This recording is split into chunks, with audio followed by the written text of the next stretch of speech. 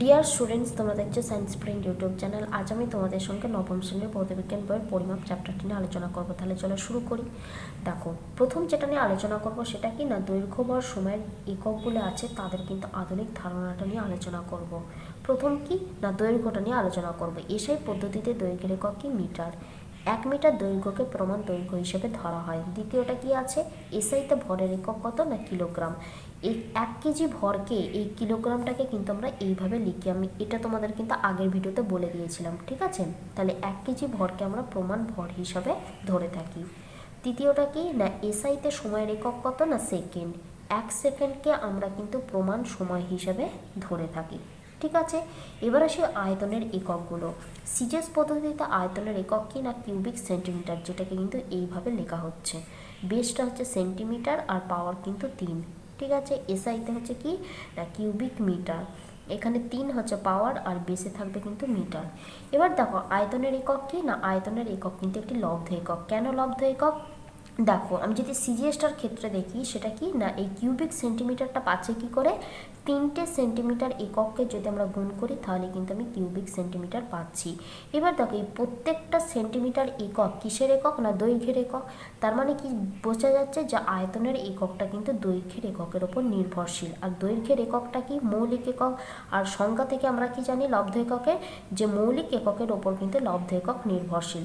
তার মানে এখান থেকেই জানা যাচ্ছে যে আয়তনের একক কিন্তু একটি লব্ধ একক। ভীষণ ইম্পর্টেন্ট কিন্তু কোয়েশ্চেনটা।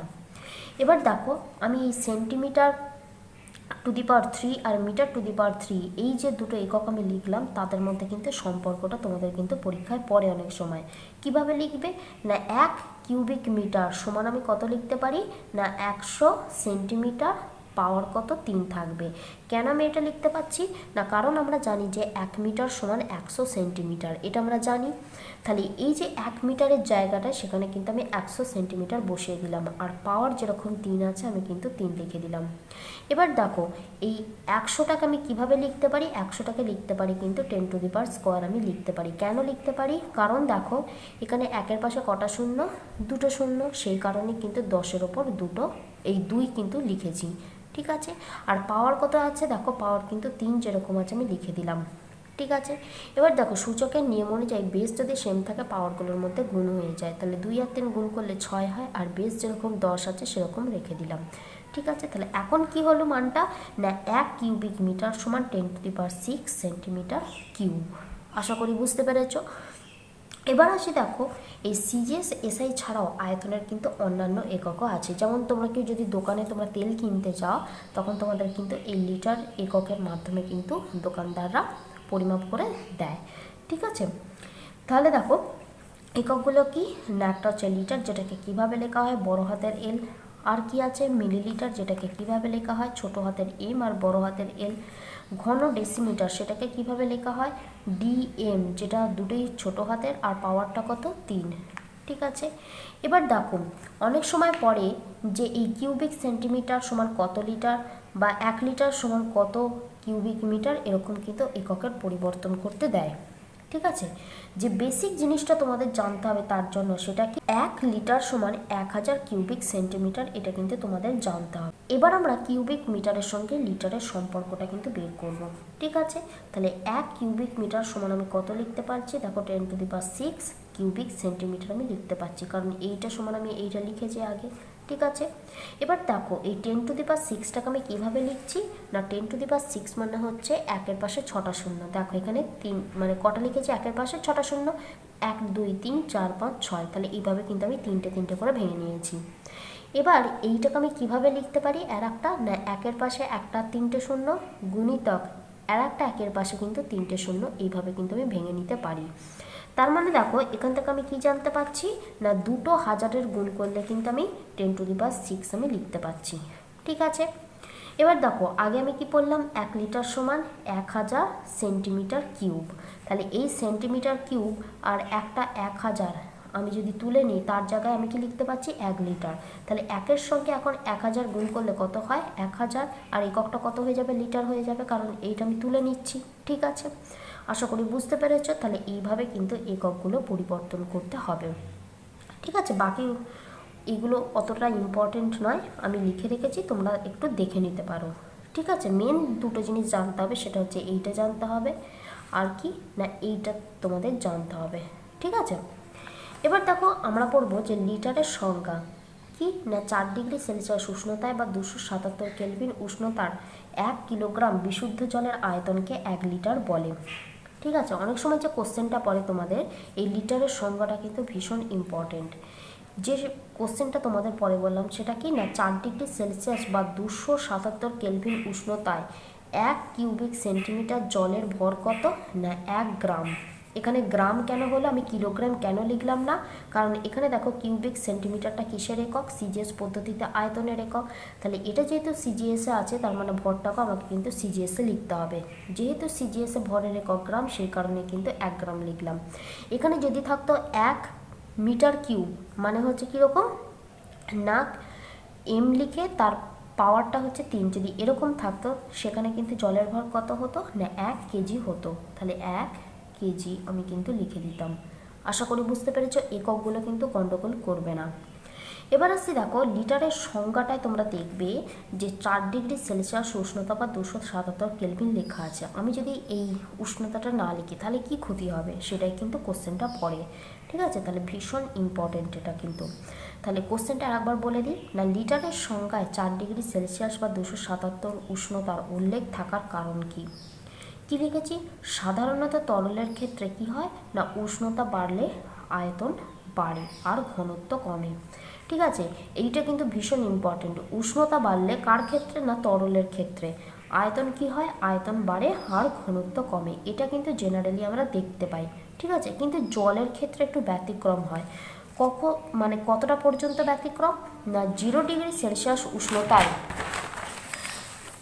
0 ডিগ্রি সেলসিয়াস উষ্ণতা থেকে 4 ডিগ্রি সেলসিয়াস উষ্ণতা পর্যন্ত এই নিয়মের ব্যতিক্রম লক্ষ্য করা যায়। তাহলে কতটা পর্যন্ত ব্যতিক্রমটা লক্ষ্য করা যাচ্ছে না 0 ডিগ্রি থেকে 4 ডিগ্রি সেলসিয়াস উষ্ণতা পর্যন্ত কিন্তু আমাদের এই ব্যতিক্রমটা লক্ষ্য করা যায়।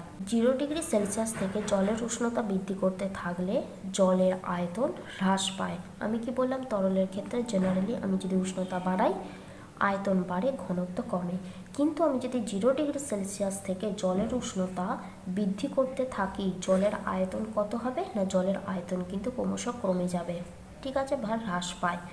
আর ঘনত্বটা কি হবে, ঘনত্বটা কিন্তু বাড়তে থাকবে। এইভাবে উষ্ণতা বাড়াতে বাড়াতে আমি যদি 4 ডিগ্রি সেলসিয়াস পর্যন্ত বাড়াই সেক্ষেত্রে কিন্তু ঘনত্বটা সর্বাধিক হবে। ঠিক আছে, তখন এর মান কত হবে না তখন এর মানটা হবে, ঘনত্বের মানটা যেটা হবে কি না 1 গ্রাম/কিউবিক সেন্টিমিটার কিন্তু হয়ে যাবে। ঠিক আছে, এরপর যদি উষ্ণতা আমি আরও বাড়াতে থাকি সেক্ষেত্রে কি হবে না জলের আয়তনটা ঠিক আগের মতো পরিবর্তন হবে, অর্থাৎ জলের আয়তন বাড়তে থাকবে, ঘনত্ব কমতে থাকবে। এখান থেকে বোঝা গেল যে বিভিন্ন উষ্ণতায় একই পরিমাণ জলের আয়তন বিভিন্ন হতে পারে, মানে উষ্ণতার তারতম্য লক্ষ্য করা যাচ্ছে। কীরকম জিনিসটা, 0 ডিগ্রি সেলসিয়াস থেকে 4 ডিগ্রি সেলসিয়াস পর্যন্ত যখন আমি উষ্ণতা বাড়াচ্ছি তখন কি হচ্ছে না জলের আয়তনটা কমছে, ঘনত্ব বাড়ছে। এইভাবে বাড়তে বাড়তে যখন আমি 4 ডিগ্রি সেলসিয়াসে পর্যন্ত আমি উষ্ণতাটাকে নিয়ে এলাম, 4 ডিগ্রি সেলসিয়াস উষ্ণতায় এসে কিন্তু জলের ঘনত্বটা সর্বাধিক হয়ে যায়। তখন এর মানটা কত হয় 1 গ্রাম/কিউবিক সেন্টিমিটার কিন্তু হয়ে যায়। এরপর যদি আমি উষ্ণতা বাড়াতে থাকি 4 ডিগ্রি সেলসিয়াস থেকে উষ্ণতা আমি যদি বাড়াতে থাকি সেক্ষেত্রে নর্মাল যেটা আমরা দেখতে পাই তরলের ক্ষেত্রে সেটাই আমরা দেখি, অর্থাৎ কি না আয়তন বাড়তে থাকে, ঘনত্ব কমতে থাকে। ঠিক আছে, তাহলে এখান থেকে বোঝা গেল যে বিভিন্ন উষ্ণতায় একই পরিমাণ জলের আয়তন কিন্তু বিভিন্ন হতে পারে। তাই নির্দিষ্ট আয়তন পেতে জলের এই নির্দিষ্ট উষ্ণতা উল্লেখ করাই কিন্তু প্রয়োজন। আশা করি বুঝতে পেরেছো, ভীষণ ইম্পর্ট্যান্ট কিন্তু কোয়েশ্চেনটা। ঠিক আছে, এবার আসছে দেখো ঘনত্ব। প্রথমে আমরা জানবো যে ঘনত্বের এককটা। কোনো পদার্থের একক আয়তনের ভরকে ওই পদার্থের ঘনত্ব বলে। ঠিক আছে, এবার আসি যে ঘনত্ব সমান আমরা কি লিখতে পারি সেটা। এখানে সংজ্ঞাটাতে কি বলেছে, একক আয়তন, তার মানে আয়তনটা কি থাকবে নিচে। আর এখানে দেখো ভর কতটা বলেছে, ভর কি থাকবে না উপরে। তাহলে একক আয়তন বললে আয়তন থাকবে নিচে আর ভরকে বলা হচ্ছে, তার মানে কিন্তু ভরটা থাকবে উপরে। তার মানে ঘনত্ব সমান আমরা কি লিখতে পারি, ভর বাই আয়তন কিন্তু লিখতে পারি। ভীষণ ইম্পর্টেন্ট। ঠিক আছে, এবার দেখো এখান থেকেই কিন্তু আমরা ঘনত্বের এককটা বের করব, অর্থাৎ এই যে এই লাইনটা থেকে। ঠিক আছে, সিজেস পদ্ধতিতে ভরের একক কি? সিজেস পদ্ধতিতে ভরের একক কত না গ্রাম, এটা তোমরা সবাই জানো। আয়তনের একক কি? আয়তনের একক হচ্ছে কিউবিক সেন্টিমিটার। তার মানে যদি তোমাদের বলে যে সিজেস পদ্ধতিতে ঘনত্বের একক কি, তখন তোমাদের লিখতে হবে কি গ্রাম পার। এই পার কি বোঝাচ্ছে না ভাগ চিহ্নটাকে বোঝাচ্ছে। ঠিক আছে, তাহলে গ্রাম পার কিউবিক সেন্টিমিটার কিন্তু আমাদের বোঝাচ্ছে। এটা কিসের একক? এটা কিন্তু সিজেস পদ্ধতিতে একক। এবার আসি এসআইটা। দেখো এসআইতে ভরের একক কি? এসআইতে ভরের একক কিন্তু কেজি। আয়তনের একক কি? আয়তনের একক হচ্ছে কিউবিক মিটার। যদি এবার জিজ্ঞাসা করা হয় যে এসআই পদ্ধতিতে ঘনত্বের একক কত, তখন তোমাদের লিখতে হবে কি না কেজি পার কিউবিক মিটার। এটা কিন্তু তোমাদের লিখতে হবে। ভীষণ ইম্পর্টেন্ট, ঘনত্বের সংজ্ঞা। ঘনত্ব সমান আমরা কি লিখতে পারি? ঘনত্বের একক। ঠিক আছে, এবার আসি দেখো বিভিন্ন মাপের একক, অর্থাৎ কীরকম, যদি ধরো একটা কোনো ছোট্ট পিঁপড়ে বা লাল পিঁপড়ে যেগুলো বলা হচ্ছে, বা কালো কালো যে পিঁপড়েগুলো থাকে মোটা মোটা, ওইগুলোর যদি আমরা দৈর্ঘ্য মাপতে যাই, তখন আমরা কিন্তু লম্বা স্কেল নিয়ে বসে পড়তে পারি না, কারণ ওদের দৈর্ঘ্য এতটাই ছোট হয়। ওই অত বড় স্কেল দিয়ে আমরা কিন্তু তার দৈর্ঘ্য মাপতে গেলে ভুল হবার সম্ভাবনা থাকে। তার মানে এখান থেকে আমাদের কি বোঝা যাচ্ছে না, এখান থেকে বুঝতে হবে যে আমাদের ছোট দৈর্ঘ্যের জন্য ছোট একক ব্যবহার করব, বড় দৈর্ঘ্যের জন্য আমরা কিন্তু বড় একক ব্যবহার করব। সেই কনসেপ্ট থেকেই কিন্তু পরবর্তীকালে বিভিন্ন মাপের একক আমরা কিন্তু ব্যবহার করতে পারছি। ঠিক আছে, তাহলে প্রথমে আমরা যেটা দেখব সেটা হচ্ছে অতি ক্ষুদ্র দৈর্ঘ্য মাপার একক। প্রথমটা যেটা সেটা হচ্ছে কি না মাইক্রন। কিভাবে লিখতে হয় না ইউ লিখে তারপরে কিন্তু এই যে সামনের দিক দিয়ে এটা কিন্তু একটু বড় করে দিতে হয়, সেটাই হচ্ছে 1 মাইক্রন বোঝাচ্ছে। 1 মাইক্রন সমান আমরা কত লিখতে পারি? 10⁻⁶ মিটার। ভীষণ ইম্পর্টেন্ট কিন্তু। এবার দেখো 1 মাইক্রন যে এককটা আমি লিখলাম, সেই মাইক্রন এককটা আমি কি পরিমাপ করতে ব্যবহার করি? আণুবীক্ষণিক বস্তুর আকার পরিমাপ করতে, মানে খুব ছোট বস্তুর আকার আমি যদি পরিমাপ করতে চাই, তখন কিন্তু এই মাইক্রন একক আমাকে প্রকাশ করতে হবে। ঠিক আছে, এছাড়া আর কি আছে? ন্যানোমিটার আছে। কিভাবে লিখি না ছোট হাতের এন ছোট হাতের এম। 1 ন্যানোমিটার সমান কত মিটার? 10⁻⁹ মিটার। ঠিক আছে, এই ন্যানোমিটারটাকে কি হিসেবে ব্যবহার করা হচ্ছে না আলোর তরঙ্গ দৈর্ঘ্য পরিমাপ করতে ব্যবহার করা হচ্ছে। এইগুলো কিন্তু ভীষণ ইম্পর্ট্যান্ট। ঠিক আছে, সুতরাং বুঝতে পারছো যেগুলো আমি লিখেছি সেগুলোই আমি কিন্তু ইম্পর্ট্যান্ট হিসাবে লিখে দিয়েছি। এবার আসি অ্যাংস্ট্রম। অ্যাংস্ট্রমটাকে কি লেখা হয়? এ লিখে ঠিক এর সাথে টাচ করে কিন্তু একটা মানে যেরকম 0 থাকে সেরকম কিন্তু লিখতে হবে। ঠিক আছে, 1 অ্যাংস্ট্রম সমান আমি কত লিখতে পারি? 10⁻⁻10 মিটার। ঠিক আছে, তাহলে মাইক্রন দেখো 10⁻⁶ মিটার, ন্যানোমিটার সমান 10⁻⁹ মিটার, অ্যাংস্ট্রম সমান 10⁻10 মিটার। আলোর তরঙ্গ দৈর্ঘ্য বা কেলাসের মধ্যে পরমাণুর ব্যবধান পরিমাপ করতে ব্যবহার করা হয়। এই ব্যবহারগুলো কিন্তু তোমাদের মনে রাখতে হবে। এবার দেখো পরের এককটা, সেটা কি না এক্স ইউনিট।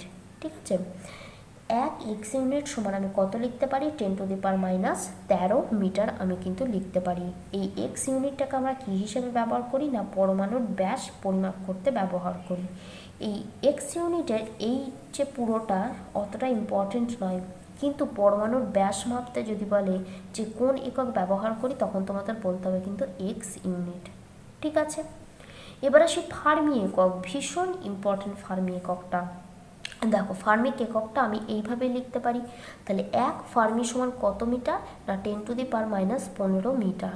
এটাকে কিসে ব্যবহার করা হয় না নিউক্লিয়াসের ব্যাস পরিমাপ করতে ব্যবহার করা হয়। ভীষণ ইম্পর্টেন্ট। ঠিক আছে, এবার আসি অতি বৃহৎ দৈর্ঘ্য মাপার একক। প্রথমটা যেটা সেটা আমরা পড়বো অ্যাস্ট্রোনমিক্যাল ইউনিট বা অ্যাস্ট্রোনমিক্যাল একক। এটাকে ইংরেজিতে কিভাবে লেখা হয়? ইউ হচ্ছে একক মানে ইউনিট, আর অ্যাস্ট্রোনমিক্যাল জন্য সেটা হচ্ছে এ। ঠিক আছে, এবার আমরা জানবো অ্যাস্ট্রোনমিক্যালের সংজ্ঞাটা কি না সূর্য থেকে পৃথিবীর গড় দূরত্বকে আমরা কিন্তু 1 অ্যাস্ট্রোনমিক্যাল ইউনিট বলি। 1 অ্যাস্ট্রোনমিক্যাল একক সমান আমরা কত মিটার লিখতে পারি? 1.4960 ইন্টু 10⁻11 মিটার আমি কিন্তু লিখতে পারি। এইটাও কিন্তু তোমাদের মনে রাখতে হবে।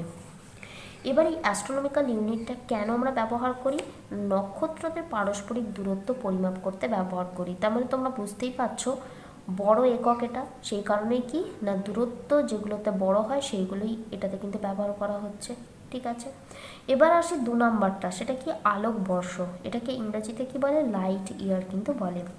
এবার আলোকবর্ষের সংজ্ঞাটা আমরা একটু জেনে নেবো। সেটা কি না শূন্য মাধ্যমে আলো 1 বছরের যে দূরত্ব অতিক্রম করে তাকে 1 আলোকবর্ষ বলে।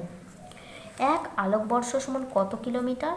9.46 ইন্টু 10⁻12 কিলোমিটার। ভীষণ ইম্পর্টেন্ট এইটা, ঠিক আছে, ভীষণ ইম্পর্টেন্ট এই পরিবর্তনটা।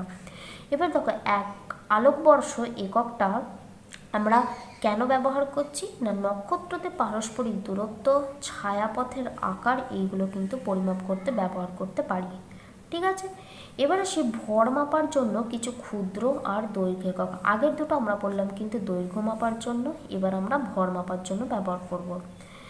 প্রথম যেটা সেটা কি না পারমাণবিক ভর একক। এটাকে ইংরেজিতে অনেক সময় বলে অ্যাটমিক মাস ইউনিট। আর এটাকে লেখা হয় কিভাবে? হয় ইউ দ্বারা, বর্তমানে ইউ দ্বারা লেখা হচ্ছে, কিন্তু আগে এটাকে AM ইউ দ্বারাও কিন্তু প্রকাশ করা হতো। তার মানে দুটো কিন্তু একই জিনিস।